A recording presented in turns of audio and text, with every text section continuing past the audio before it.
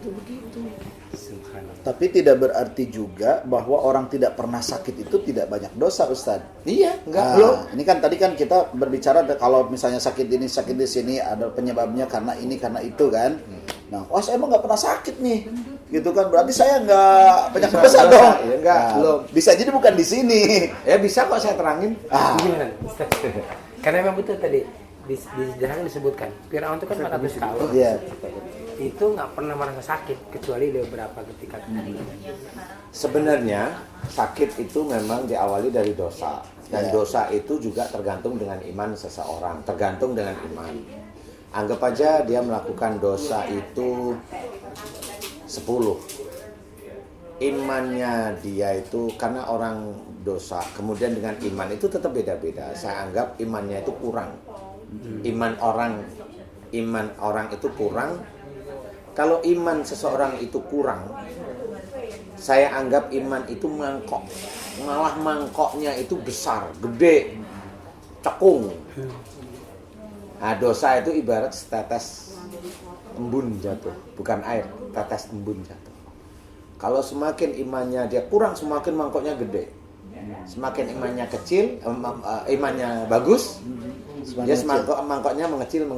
Volume mangkoknya semakin kecil. Semakin imannya bagus di mata Allah Ta'ala, bisa aja mangkok tersebut itu Rata. begini, apa namanya? Cembung. Jadi dia nggak begini, tapi cembung malah. Ini semakin baik. Nah, kenapa bisa saya analogikan seperti itu? Karena saya melihat orang yang banyak dosa, imannya dia kurang, dia nggak pernah sakit, jarang sekali sakit.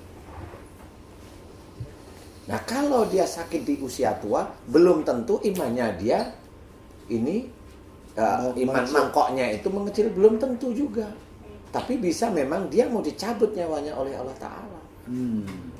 Jadi karena imannya kecil, mangkoknya besar, dosanya masih ada dan belum penuh-penuh, saya anggap penuh. Kenapa saya anggap penuh? Begini Ustaz.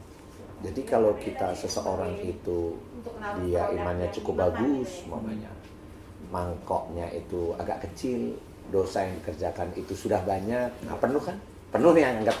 Nah pada waktu penuh ini, kemudian dia mengerjakan dosa lagi, air itu tumpah. Nah, tumpah itulah sakitnya seseorang. Iya.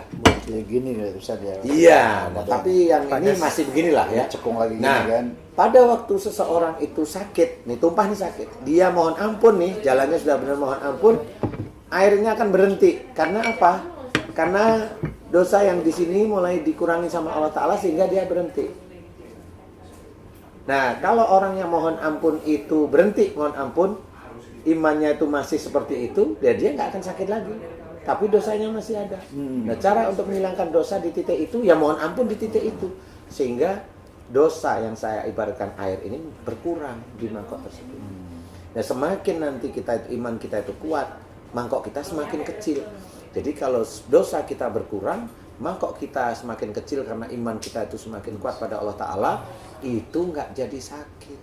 Jadi beda kebalikannya, kalau orang betul-betul nanti dia sangat bagus imannya dan amal solehnya kepada Allah Ta'ala, itu bisa cembung. Nah kalau cembung, turun air embun, dia langsung turun dan sakit.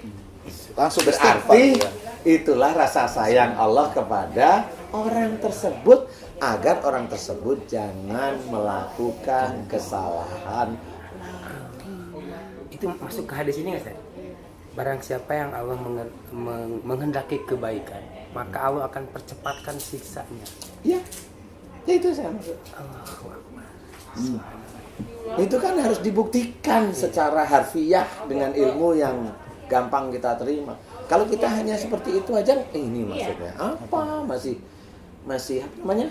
Kayak nggak ada korelasinya. Nggak ada korelasinya. Kalau saya ceritakan, ayo itu betul. Dengan bukti itu. Insya Allah betul. Iya.